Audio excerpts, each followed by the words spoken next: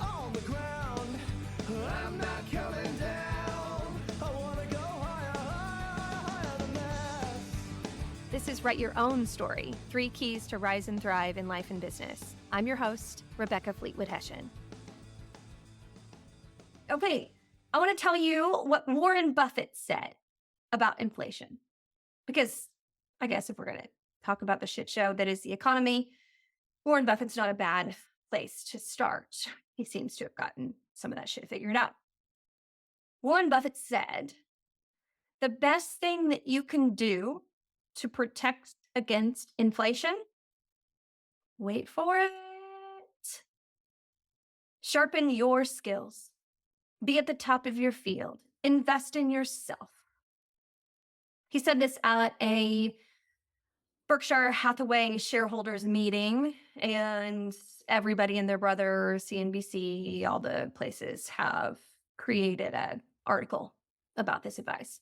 He gave the same advice in 2009. So it's not some flash in the pan kind of thing. It's consistent advice. And I gotta say, when is that not good advice? I mean, I get it, like that right now people are freaking out a little bit. Actually, I don't get it. I think freaking out is the dumbest thing you can do right now. Because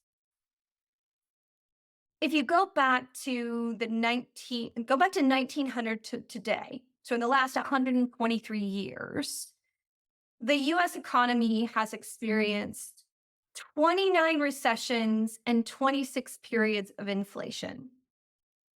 So if you think about retiring at 65, everybody's going to have a couple of these times in their career. But yet when it starts to happen, it freaks people out. So freaking out, not a great idea. Warren Buffett, quote unquote, says the best thing you can do is to be exceptionally good at something. So today I want to talk about what can we do to get exceptionally good at the role that we have and not spend our time wringing our hands, obsessing over the news, screaming at politicians, bitching about stuff. Because you won't be any fun at parties and you're not going to do yourself or your company or your family any favors. So let's just let that shit go. Skills, unlike currency, Mr. Buffett says, are inflation proof. So the time that you spend this year during this time investing in you is going to have a significant return on investment forever. In fact, funny little story that fits in here. I have been coaching with a woman who I have known forever. She was a client of mine back in my Franklin Covey days, an executive for a large organization. And she hired me to coach her in her first year of retirement. Yeah, she hired a coach for retirement because she realized she had acquired all of this talent, all of these skills. She is one of the most well-read people I know. And she's really been passionate about leadership development and personal development, and she knows a lot of stuff. And she wants to be really intentional about how she continues to use those skills and that talent to serve others in her retirement. And others are spending time with her husband, her family, but also mentoring and coaching and being involved in the community and the growth of the economy in her town. Like, she didn't retire and just check out. She said, oh no, this is when I get to use all of my gifts, talents, and abilities to serve how I want to serve. Y'all, it is lighting my heart on fire working with her on this. So I tell you that story because one, I think it's an amazing idea.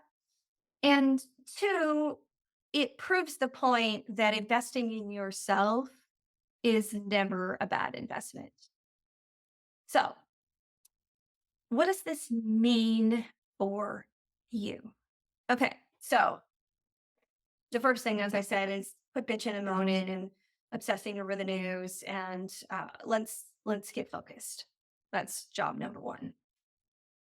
The answer is rarely out there. The answer is usually within you. So let's look inward instead of outward. Well, how can you take the role that you have now and think about how to be the best you can be at it? Now, here at Write Your Own Story, we don't wait for permission. We don't wait for somebody to knock on the door and say, "Surprise, today's the day that you get developed." We don't need permission. We write our own story. So I'm going to give you some tips today on how to do that.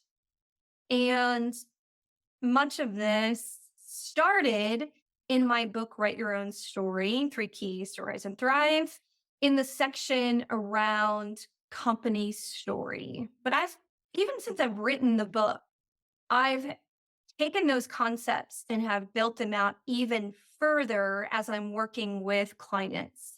I work with leadership teams. I do coaching and consulting work with their organizational design and alignment. So as I'm doing that work, I'm constantly thinking about what's the application of this? How can we make it better? And so some of the things that I'm going to share with you today are kind of that next iteration of application of the things that I wrote about in the book. So if you have read the book, one, thank you. Number two, if you were to put a review on Amazon, that'd be super good. Especially if it's a good review. If it's not a great review, just call me and let's talk about it because I would learn from that.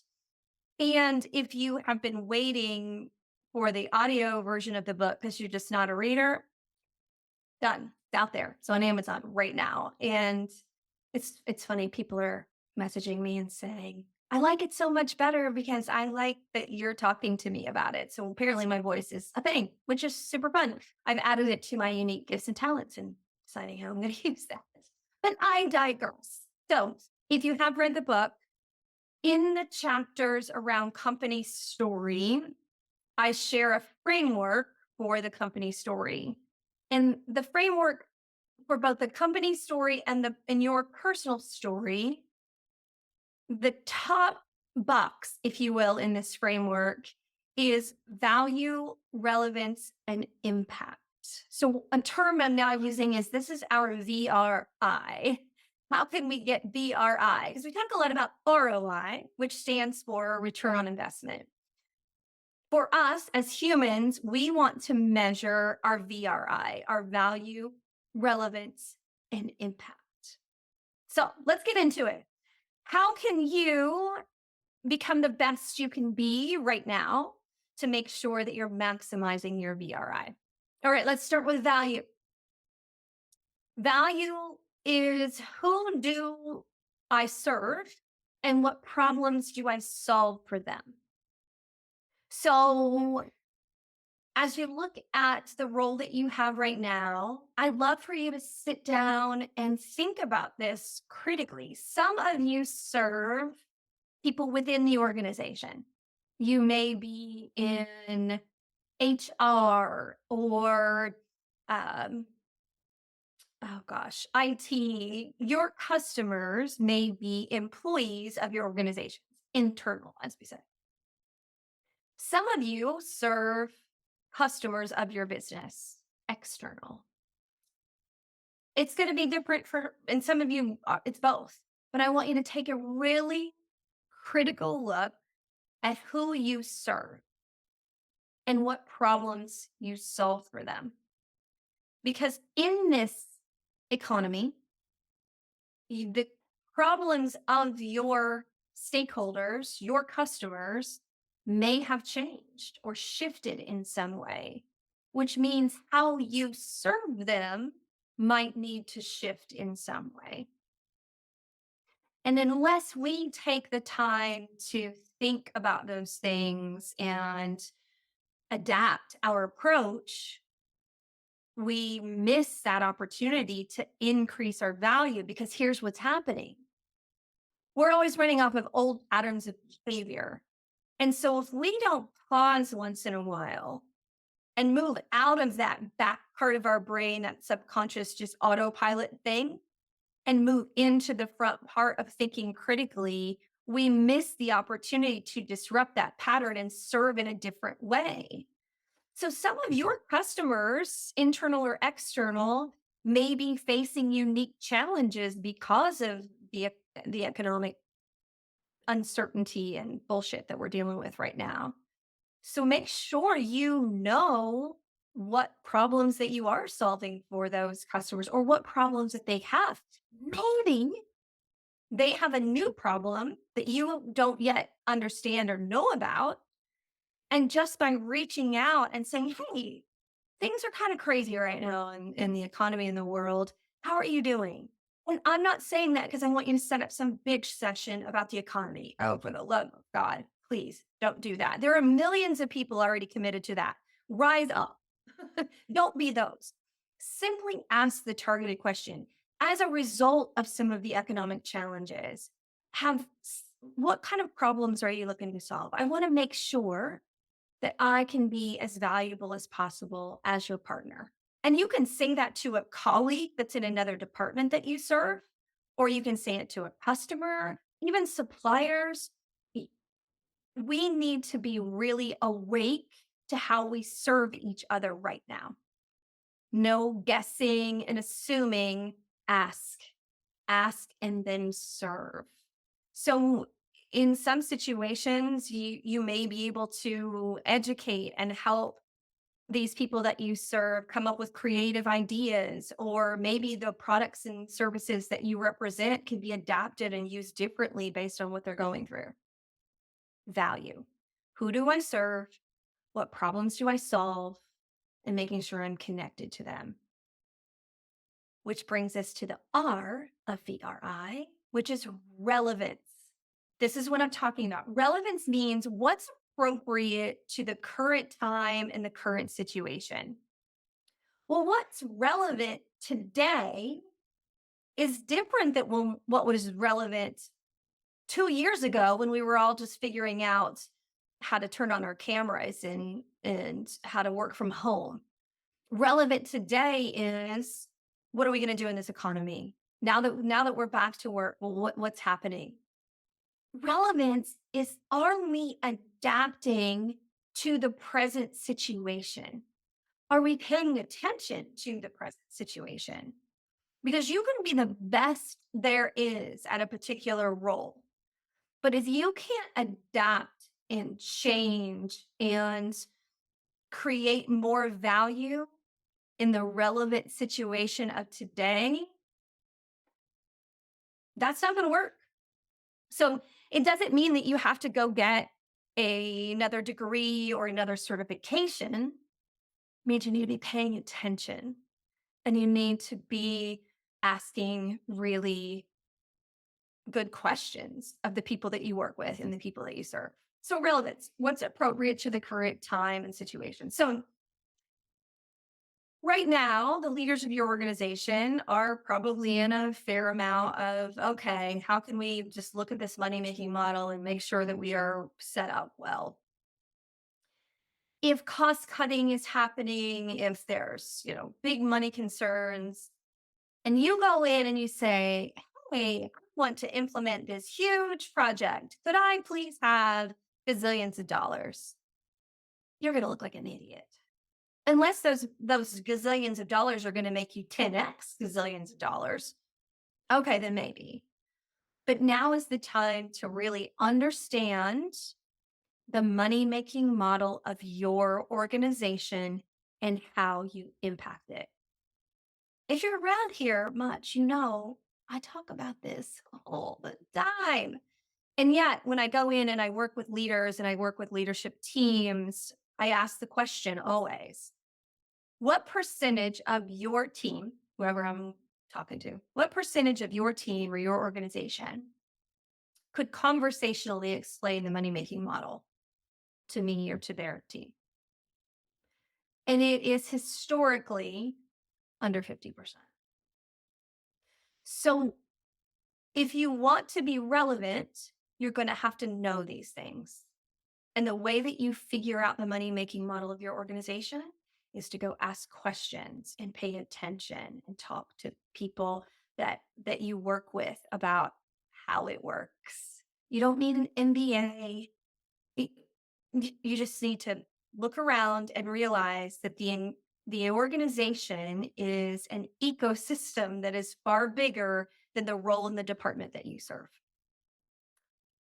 Relevance is about the entire organization, not just stewarding the job that you have, especially now. Okay, the I of VRI is impact. What's the impact that you are having with your work in your role? And the impact happens in two ways. It happens with the humans and it happens with the business. So again, business is human, but the needs are very different. The human needs are personal, emotional, and social. The business needs are to control, measure, and optimize. So when we look at the impact that we have in our role, we want to look at it from both of those parts of the equation. How am I serving the humans? And how am I impacting the money making model of the organization, the goals, the systems, the processes, all those things? The money making model, especially now, is critical. One way that you can have an impact on the money making model of any business is to create better efficiency and effectiveness in how the organization works together. So hang with me here for a minute. I want to describe something that I think can be helpful. If you look at the org chart, the organizational chart of your company, it is a series of boxes, most likely in a pyramid-like picture or a fairly flat one. And each leader stewards their little box. And some are better than others at it. Yes, we know this. But the effectiveness of an organization and how profitable it is dependent on how well those boxes work together to serve your customers. You hear me? So I want to give you a metaphor, and I've talked about it here before, and I'm not going to stop talking about it until I open up a CNBC article and they're talking about it because I believe it is the most effective way to see this in an organization. It is the relay track team metaphor. So when there is a relay race, each runner has a leg of the race, much like each leader has a box on the org chart. But a relay track race is won or lost in the handoff. And the same is true for your organization. It is the connection or disconnection of how the boxes on that org chart work together that make or break an organization. And so there are consequences in a relay track race when the baton is dropped. One, you probably don't win the race. And two, there's a bit of a trust factor that's impacted because the baton got dropped. And so when the race is over, the next day at practice, the track coach doesn't say to each runner, go hit your laps, go run. The track coach says, we're going to practice what? The handoffs. And then the coach puts them through the drill of what's the timing, what's the communication, what's the pacing of the handoff. You can have so much impact on your organization by practicing the handoff, the connection between the various departments that work in your organization. I just did a session with a leadership team, a client that I'm working with, doing some coaching and consulting work. And I got the leadership team in a room together, and I facilitated a handoff discussion between each of their departments. Where is the baton getting dropped? Where is their frustration? Where is their trust being impacted because the people in each of the departments don't trust the other to do the work or to meet things on a timely basis? Or did you know when you do this, it causes this problem over here? No, I didn't know that. Unless we get together and intentionally have the conversation about the handoff in our organizations, it's messy, y'all. I'm just saying. I've seen it for decades. If you want to increase the effectiveness of the way that work, money, and communication flows through the organization to get more profitability, to get an easier place to work, for God's sakes, work on the handoffs and the connection. In fact, I am confident. I wish I had study on this. Maybe I should do a study. I am confident that one of the contributors to burnout is it's just too damn hard to get the work done because there's so much crap and messiness in the handoffs.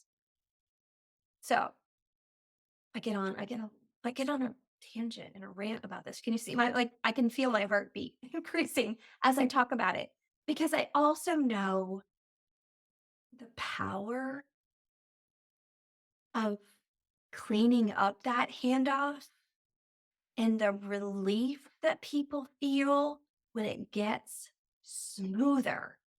In this group that I was working with right before Christmas, it was just so fun for me because, this is my entertainment. I am passionate about my work. I'm not ashamed of that. It was so fun to see these executives who have worked together for years and have worked in this industry for decades, being able to see some things that with some simple tweaks could make a significant impact to various places in the work that were really hard. And having them say, oh man, so that's why that happens. Or, well, if I had known that, I'll do it like this. And then boom, the handoff gets cleaner and the trust goes up and the excitement goes up to see things get better. So if you want help with that, God, I love doing that work. But I need your entire team together, your leadership team, your executive team to all be there because you don't only invite part of the runners to the relay race. All of the runners of every leg of the race need to be there in order for it to be effective. But it is a powerful exercise that I promise you that the invoice that you paid me, you would get significant ROI, return on investment. So back to our VRI, value, relevance, and impact. I have a few other examples that have come up in my coaching clients over the last few weeks as I've been thinking about this concept and watching these articles about the economy. And I only watch them enough to know how I want to respond. I am not digging in and feeling like I need to understand all the nuances because that's somebody else's job and I don't need that dark cloud. I got work to do. I got clients to serve.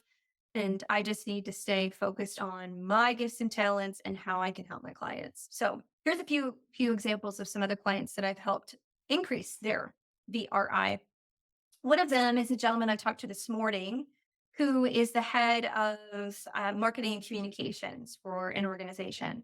And this particular organization is going through some really exciting shifts and changes to make them be more effective. And as they're going through these changes, they've asked for feedback. They've sent out a lot of surveys and gathered data. And I working with partners here, ML Talent Services, who are amazing. Shout out to them as my business partners. And as we're doing this work, we've asked all the employees to take their precious time to fill out these surveys. And now it's up to the leaders to form solutions to the issues. And as we're doing that, as you know, when you make improvements, you don't always see immediate return on those improvements. And so this gentleman, as part of his corporate communications role, I've said, I need you to step in really strategically and be the voice of this story to make sure that everybody in this organization that took the time for this data gathering to have as much updates and information as we can provide so that they know that something's happening, so that they know that their voices were heard. And who better than the person in charge of corporate communications to take that story back out to the employees? And so that's a place where his relevance in corporate communications and storytelling is applied to this project. And he's got great ideas on how to do that with podcasts and videos and telling stories that people want to hear. So that's a way that he's going to have a stronger impact using his background and experience to be really relevant right now. I have another gal that I have known forever. We used to work together, and we were on the phone the other day catching up on some things. And she was telling me about she's been in sales for a long, long, long time. But right now, she's in this massively big company. And part of their sales process, they recognized that the demand was higher than they were able to get people trained and prepared to deal with their customers. And so rather than having her out selling more, her boss and her sat down, and because of her background in employee development and some of the things that we had done working together, she's now on a project where she's helping go to colleges and recruit and putting the training in place to get as many people out of college and into this organization to be performing quickly. So they shifted her role completely for this particular project. And she'll go back to her other role or probably get promoted, quite frankly, as a result of this. But they were able to take a problem in the organization and say, how can we use the people we have and what kind of talents do they already have? Because many of you have gifts and talents and experiences that you've used from other organizations that may be more relevant now than they were when you got hired. So think about that. And so they're able to create this program that she's now running that solves a very relevant problem for this organization. So just a couple of examples of value, relevance, and impact. So let's summarize. Just sit down and ask yourself, who am I? What am I great at? What do I love doing in my job? What past experiences do I have that may be more important and more relevant and valuable now? In fact, if you want to really dive into this, get with me and book the 90-minute unique gifts, talents, and abilities session. I've got $100 off right now. So it's $395, you all. You spent that much on American Eagle sweaters for a kid at Christmas, and those are going to last about a year unless they loan them to a friend, and then you ain't never going to see those again past February. So the the, the return on this $395 at 90 minutes that you're going to spend with me, I can guarantee will last you a lifetime. So if you want to get with me and get really clear on who you are and what you're great at and how to use those gifts and talents to add more value, relevance, and impact, I would love to help you with that. And then sit down with your stakeholders, internal or external, and ask the questions. What problems do you have right now? How can I serve you better? How can I increase my value? Get to know the money making model of the organization so that you know how to make an impact. And you know what? You don't usually have to go and start a program or ask permission. Just do the damn thing. People rarely get in trouble for adding more value. If you do, that's a different conversation for another day, and call me and we can talk about it. But just do the damn thing. Go add more value, because you know what happens to your own sense of well being and engagement when you know that you're adding more value, that you're more relevant and making a bigger impact? Y'all, that just feels better. That's when you lay your head down at night knowing you're thriving, not striving, which is another callback to a concept in my book. I want that for you, because I know that I've been in both situations. I've been in the striving situation where you lay your head down on the pillow at the end of the day and you think, oh, for the love of God, do I have to get up and do that again tomorrow? And I'm in, and I've been in that situation where you lay your head down at night, still tired from doing the work, because that's who we are. That's what we do. But also feeling that deep sigh, sense of satisfaction that you made a difference today. And you're going to get up and you're going to make a difference tomorrow. And y'all, that's the shit. That's the snizzle. That's where it's at. And I want that for you. And if you're a leader listening to this today, I can help you help your employees have more of that. Bottom line is, this is not the time to sit around bitching about the economy. Stop. So that's my challenge to you today. Go out, increase your VRI, and then message me and tell me how it went. And maybe, gosh, what if you have such a significant experience with this? And you message me and you said, Rebecca, guess what happened? And I hear your story and I say, oh my goodness, come be on the show and tell us about it. Telling the stories and inspiring others to do the same. Hell, we could probably fix the economy with that. Let's try. Okay, it's your rinse time. Love getting it. I'm not coming down. I never left it on the ground. I'm not coming down. I wanna go higher, higher, higher than that. Thanks for listening to this episode. I would love it if you would leave a rating and a review on Apple Podcasts, and then go to wethrive.live. First thing you'll see is a place to drop your email and join the movement. I'll send you tools that you can use to thrive in life and business. I'm not coming down.